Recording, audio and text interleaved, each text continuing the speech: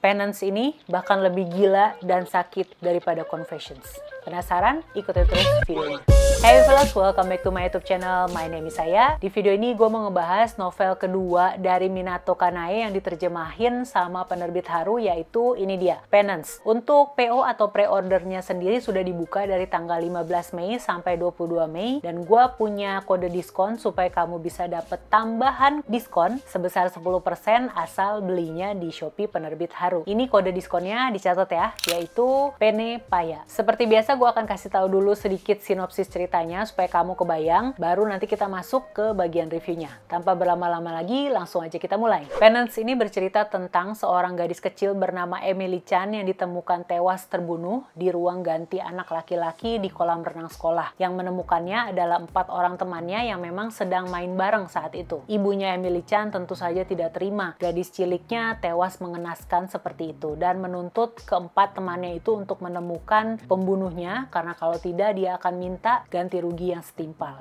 Ngeri kan ya? Itu aja sinopsisnya, gue nggak bisa cerita banyak-banyak karena nanti jadi nggak seru pas kamu lagi baca bukunya. Sekarang kita masuk ke bagian reviewnya. Gaya penulisan atau narasi di dalam Penance sama dengan yang kita temukan di dalam novel Confessions, yaitu si tokoh seolah-olah sedang bercerita sama seseorang. Kalau kamu udah baca Confessions, kebayang ya, di situ kan si gurunya Moriguchi kan seolah-olah sedang ngobrol sama para murid yang ada di dalam kelas tersebut. Itu persis sama yang akan kamu temukan di dalam Penance. Novel ini nanti akan dibagi menjadi 4 bagian yang masing-masing bagiannya akan menceritakan keempat anak temannya Emily Chan. Nama-nama mereka adalah Kikuchi Sae, Shinohara Maki, Takano Akiko, dan Ogawa Yuka. Bukan Minato Kanae namanya kalau tidak memberikan perasaan tidak enak sepanjang mengikuti cerita di bukunya. Ketika membaca Penance ini, perasaan tidak enak itu kembali muncul, bahkan lebih kuat lagi karena di dalam sini tuh ada kejahatan seksual yang menimpa perempuan yang membuat gue sebagai perempuan juga nggak ngerti lagi harus berkata apa-apa ketika sedang membacanya. Penance ini tuh gue abisin cuma dalam waktu 3 hari. Well, sebenarnya bisa lebih cepat lagi. Kalau gue niatin mungkin seharian pun gue akan selesai menghabiskan novel setebal 350-an halaman ini. Karena emang segitu serunya. Dari awal aja gue udah dibikin shock dengan kematiannya Emily Chan, kematian tragisnya Emily Chan, dan kejutan gak berhenti di situ. Seiring ceritanya berjalan, gue akan disodorkan dengan kegilaan demi kegilaan yang seolah-olah tanpa ampun gitu, tanpa gue bisa bernafas. Di dalam Penance ini kamu akan menemukan lebih banyak lagi tokoh yang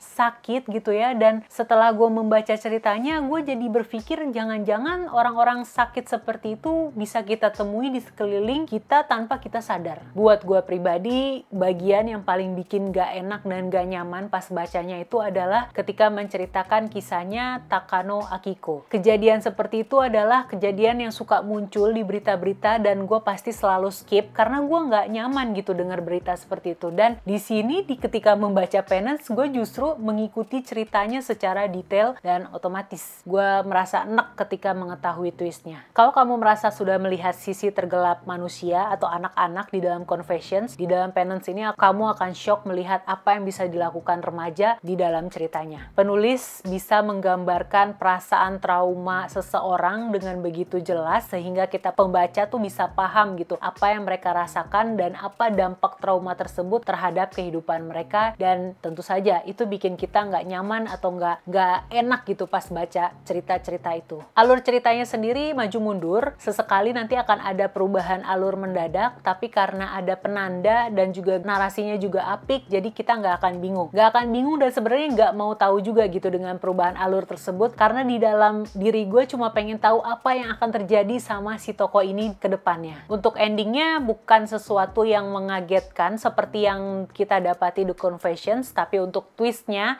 gue nggak nyangka dan gue shock dan gue enak begitu tahu siapa sebenarnya pembunuh Emily Chan. Gue enak, gue nggak nyaman pas tahu tentang fakta tersebut. Karenanya gue kasih Penance ini 5 dari 5 bintang, a solid 5 star, karena semuanya bener-bener memuaskan gitu, baik dari segi narasinya, dari segi lagi bagaimana alurnya dibangun sampai menuju akhir, bagaimana twistnya diungkapkan, bagaimana penulis menggambarkan pengaruh trauma terhadap kehidupan seseorang, bagaimana pesan-pesan moral yang bisa kita dapatkan setelah membaca novel Penance ini. A solid 5 star buat kamu yang suka Confessions, udah pasti wajib banget baca ini. Dan buat kamu yang suka cerita-cerita psychological thriller, terutama yang dialami oleh anak-anak, nah kamu bakalan suka sama novel Penance ini. Makanya jangan lupa ikutan PO-nya, berlangsung dari tanggal 15 Mei sampai 22 Mei 2020. Kamu bisa dapetin tambahan diskon 10% kalau pakai kode diskon gua PENEPAYA, asal belinya di Shopee Penerbit Haru. Gue punya review novel misteri lainnya ada di sini dan di sini kamu bisa nonton. Tapi sebelumnya jangan lupa like dulu video ini kalau kamu suka, subscribe juga ke channel ini, dan kita ketemu lagi di video yang ini